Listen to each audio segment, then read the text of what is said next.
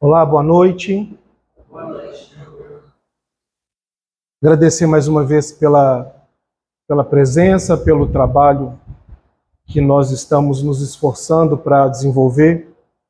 E o trabalho do Cantinho, por exemplo, né, esse trabalho aqui que a gente está fazendo agora, que é um dos trabalhos de um dos centros espíritas, de um dos centros religiosos que tem no mundo, ele começa quando nós estamos nos propondo a fazer parte do trabalho. Então é aí que tudo começa. Então tudo que envolve fazer parte do trabalho, envolve estar junto com Jesus. Então sair de casa, vir até aqui, nos movimentar, buscar as ideias. E o resultado é a nossa melhoria íntima, que é o maior trabalho que a gente pode fazer em relação a todo o nosso esforço, que às vezes é ilustrado por chegarmos até aqui, pelo culto no lar, pelo estudo do Evangelho, pelo estudo de algumas mensagens que nos esclarecem a respeito da vida. Tá?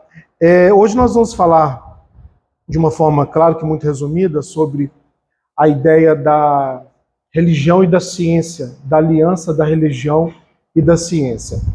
Lembrando que é um diálogo, é um breve diálogo, e nós vamos apresentar algumas informações para aguçar a curiosidade, mas fiquem à vontade para participar, para perguntar, alguma dúvida que tiver dentro do tema e do tempo que a gente tem, sendo possível, a gente vai dialogar sobre isso, tá bom? Então, olha só. Quando a gente vem falar a respeito de religião e ciência, nós poderíamos ficar numa seguinte ideia e já fecharmos e caminharmos. A religião, encaixando aí a doutrina espírita, que tem seu triple aspecto como ciência, filosofia e religião, nós podemos seguir a seguinte orientação. Tanto o espiritismo, quanto as religiões, quanto a ciência, todos estão sob organização e desenvolvimento da divindade. Pronto. Isso é a primeira ideia que o Evangelho apresenta para nós a respeito desse assunto. Todos os desenvolvimentos humanos estão em organização da divindade. A ciência, ela vai apresentar para nós e vai desenvolver o entendimento do aspecto material. Por que o desenvolvimento do aspecto material? Desenvolvimento do aspecto material que nos encaminhará para desenvolvimento do aspecto moral, que nos dá como ferramenta a religião. A religião e a doutrina espírita, de uma forma geral, eu vou falar da doutrina espírita também, são ferramentas de trabalho para nós atingirmos de forma mais clara, de forma mais direta, as informações ocultas ou não ocultas a respeito da divindade. O espiritismo é uma ferramenta de trabalho. O espiritismo é uma ferramenta de trabalho que foi oferecido para nós, para que nós possamos desenvolver de forma mais segura o nosso trabalho moral. Agora, quem não está no espiritismo, quem não aceitou o espiritismo, vai desenvolver em outro processo. A religião, ela vai abrir. A religião, ela vai colocar no envolvimento as questões ditas da divindade de forma mais clara e de forma mais direta. Quando nós estamos no espiritismo, ou quando nós ainda não estamos no espiritismo, e começamos a entender a questão, por exemplo, que é a base, que é a vida após a morte, quando nós entendemos e através do entendimento começamos a aceitar as ideias de vida após a morte, como está lá no Evangelho segundo o Espiritismo, no capítulo 20, no item 4, missão espírita, nós começamos a mudar naturalmente a nossa observação sobre a vida. É muito difícil nós termos uma direção material e ideias voltadas para o materialismo, sendo as mesmas depois que a gente começa a entender vida após a morte. É muito difícil permanecer com as mesmas ideias. É muito difícil nós permanecermos com os mesmos traços morais depois que nós começamos a entender que termina aqui, continua, vem de novo, traz uma bagagem de acertos e tentativas que não deram certo.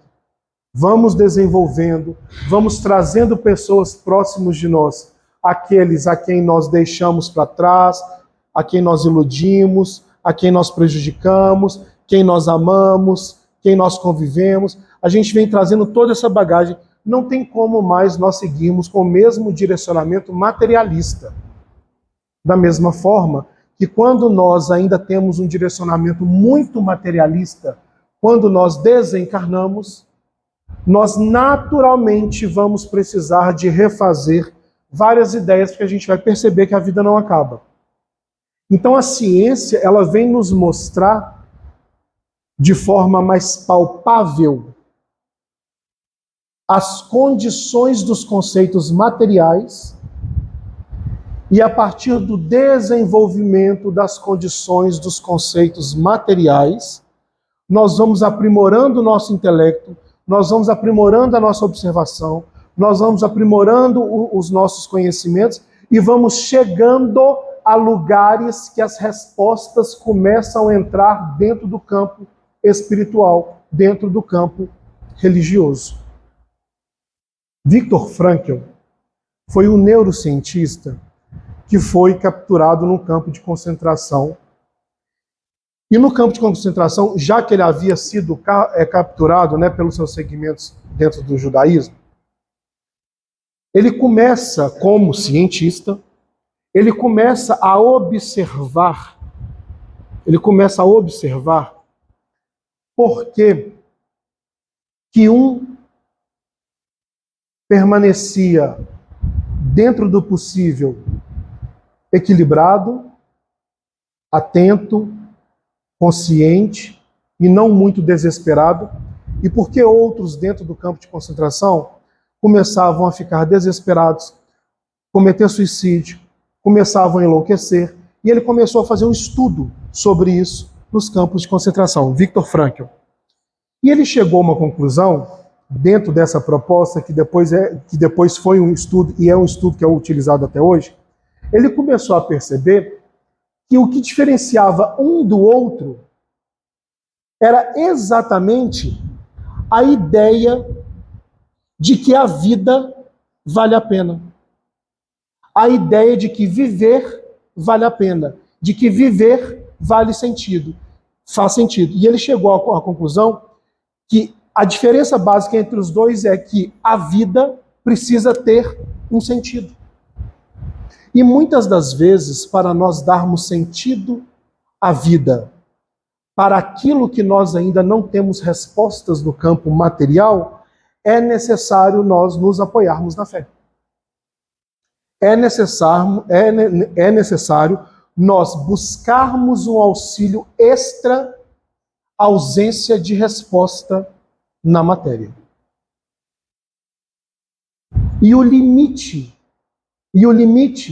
da falta de respostas dentro do processo científico é começarmos a nos espiritualizar. James Webb é o atual telescópio, um dos atuais telescópios mais sofisticados que nós temos hoje. Há pouco tempo atrás, existia uma ideia sobre expansão do universo. Expansão e contração do universo. Aí, através de uma simples foto, que não é tão simples, através de alguns cálculos que também não são tão simples, os cientistas começaram a perceber que algumas ideias a respeito do Big Bang vão ter que ser reavaliadas. Depois de tanto tempo trazendo ideias super concretas, lembrando que dentro da ciência o concreto é muito relativo, trazendo ideias super concretas, um simples movimento de um aparelho tecnológico inventado pelo ser humano para buscar determinadas respostas para determinadas questões, traz uma interrogação e o cálculo e as ideias precisam ser todas refeitas. Todas refeitas. O ser humano, nós vamos refazer os nossos cálculos dentro do processo da matéria e da ciência para buscar a religião várias vezes. Porque mesmo nós espíritas, os evangélicos, os hindus, os protestantes, nós que já estamos envolvidos no processo doutrinário e religioso, nós teremos que refazer os cálculos várias vezes. Lá em Genebra nós temos o maior acelerador de partículas do mundo, né? Que é o Grande Colisor de Hadrons. Cada vez que eles desenvolvem uma pesquisa, eu não sei se vocês sabem o que é colisor de partículas, ele é um túnel, tem 27 quilômetros, aonde as partículas vão ganhando velocidade e, em uma certa forma, dentro de um certo cálculo e estrutura, elas se chocam e eles conseguem ver através da divisão, eles conseguem encontrar outras partículas, que eles chamam de partículas exóticas, tá? Então, cada vez que eles fazem um trabalho com um acelerador, por exemplo, em Genebra, na Suíça, de hadrons, cada vez que eles fazem um trabalho, eles chegam nos resultados, e a resposta mais coerente que eles acharam até hoje, pelos últimos acontecidos e pelo nome que os cientistas usaram, foi partículas exóticas. Partículas exóticas. E vai aparecendo, e a gente vai estudando, e vai aprimorando. Vai chegar um ponto, como o Einstein trazia, que acima dos meus cálculos tem uma força muito maior que eu não consigo calcular. Vai chegar um ponto que a ciência e a religião elas vão se encontrar no mesmo lugar. No mesmo lugar. No mesmo ponto. No livro Evolução em Dois Mundos, nós temos no capítulo 6, nós temos a ideia sobre a evolução do sexo. E a evolução do sexo, esse capítulo traz outras informações a respeito da nossa própria evolução. Nesse capítulo, nós temos uma bactéria chamada Leptrotes. Tá? Essa bactéria foi a bactéria que levou, hoje ela é conhecida, que levou a determinados conhecimentos a respeito de nós seres humanos. Ela fica fixa em superfície rochosa, e da superfície rochosa ela vai retirando o ferro. Ela vai desenvolvendo algumas necessidades a partir do ferro. E ela vai criando no seu entorno uma carapaça ferrosa. E essa carapaça ferrosa vai restringindo, vai comprimindo, vai limitando, com bastante aspas nas minhas palavras, algumas de suas condições e necessidades. Quando ela sente a necessidade de ir para um meio aquoso e continuar a reprodução e fazer um trabalho de reprodução, ela quebra essa carapaça ferrosa, ela sai desse contexto e vai para o trabalho para perpetuar geneticamente a espécie. Ciência. Até aí, ciência. Já temos os relatos da ciência, André Luiz reforçou esses relatos, até mesmo antes da ciência concluir algumas ideias, no livro Evolução em Dois Mundos, beleza, ciência. Aí, André Luiz, no mesmo capítulo, completa a parte que nós vamos chegar.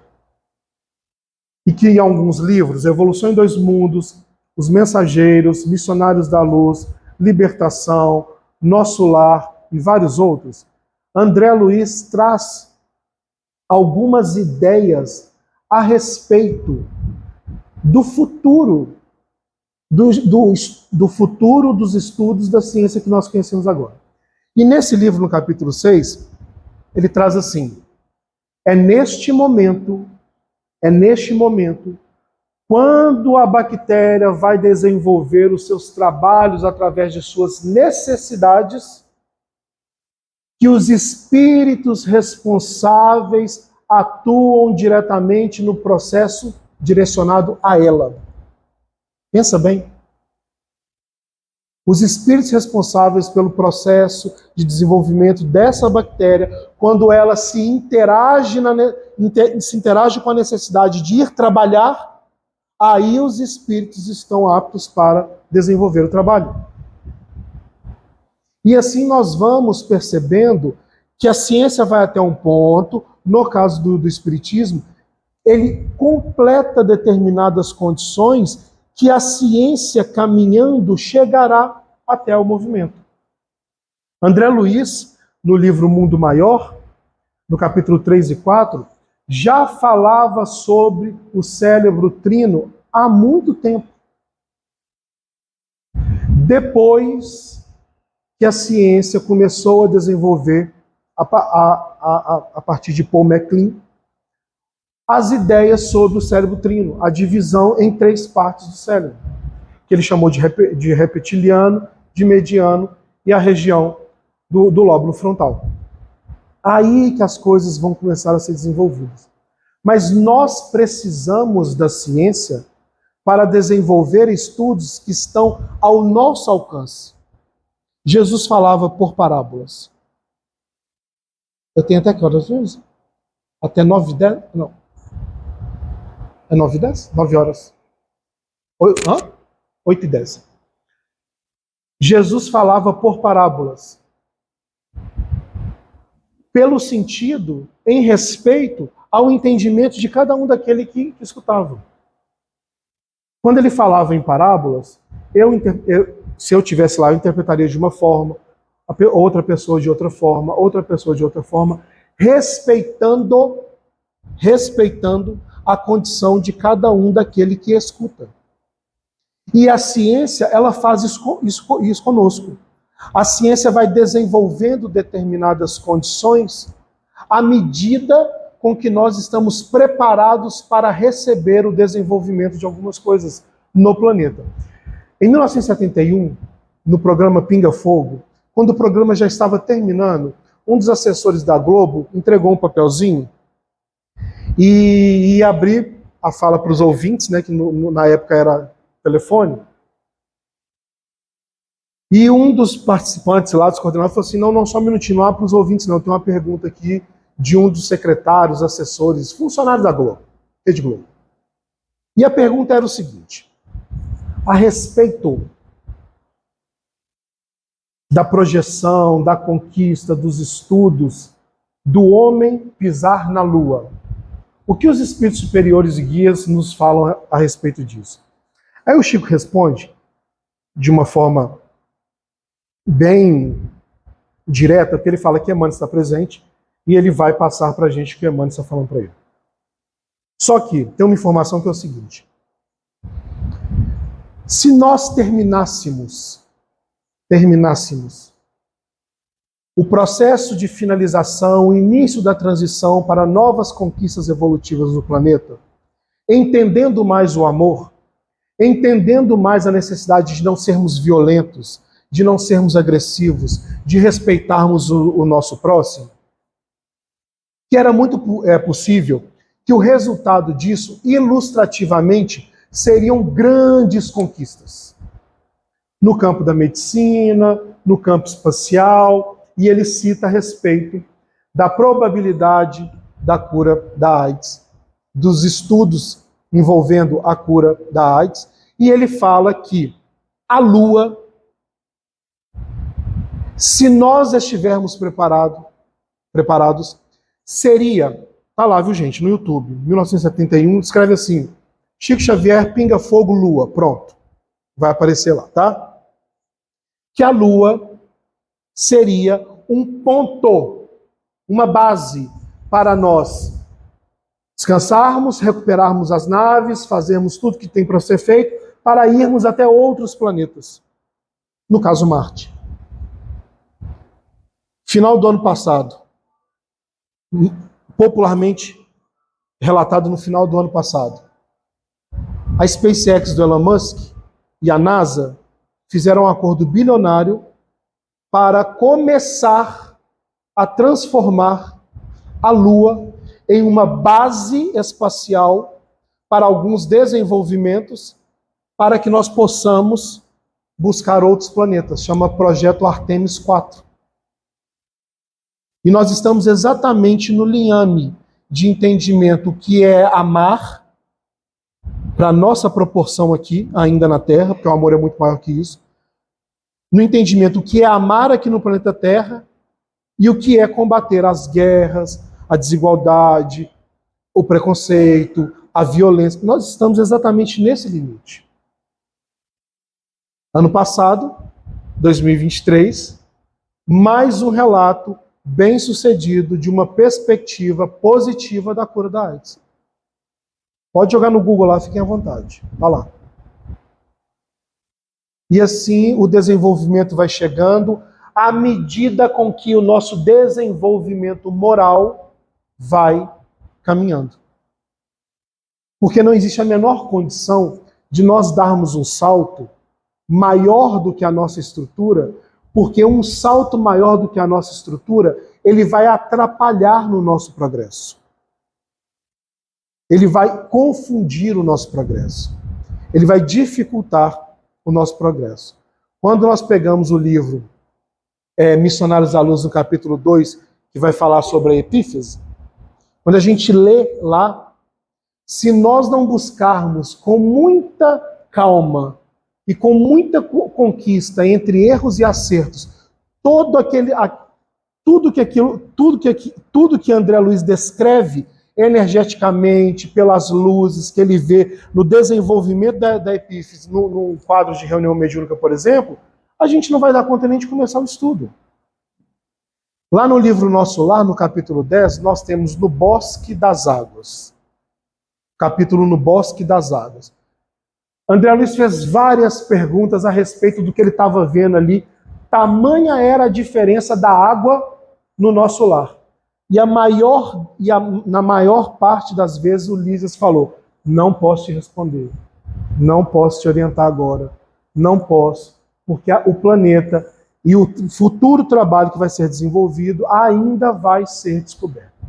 No livro Novas Mensagens, de Humberto de Campos, no capítulo 6,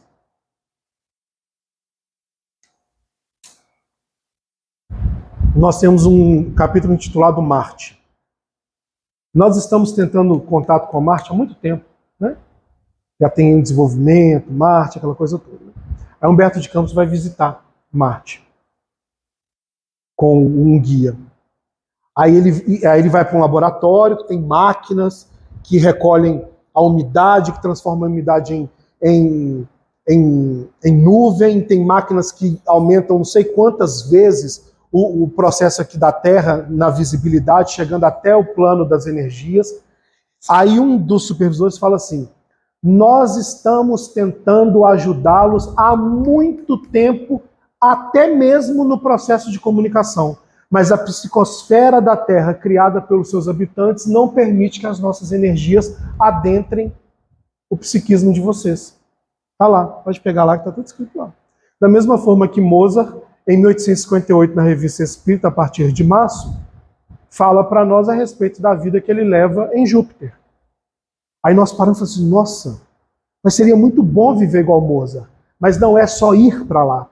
A gente precisa estar preparado para irmos para lá. E a junção do estudo material através da ciência com a religião e com a divindade é que nos faz crescer no planeta Terra de forma muito mais rápida, dentro daquilo que a gente ainda não compreende, ou na parte moral, ou na parte material. Até aí tranquilo? Que a gente já finalizou?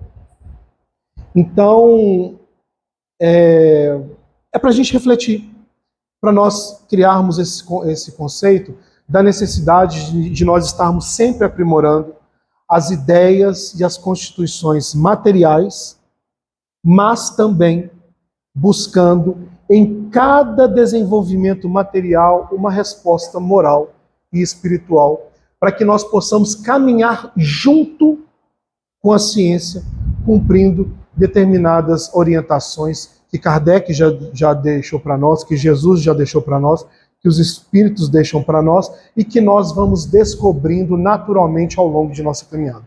Muito obrigado, que tenhamos uma excelente noite de trabalho, de descanso e que possamos estar sempre com a ideia fixa que somos parte da equipe de Jesus.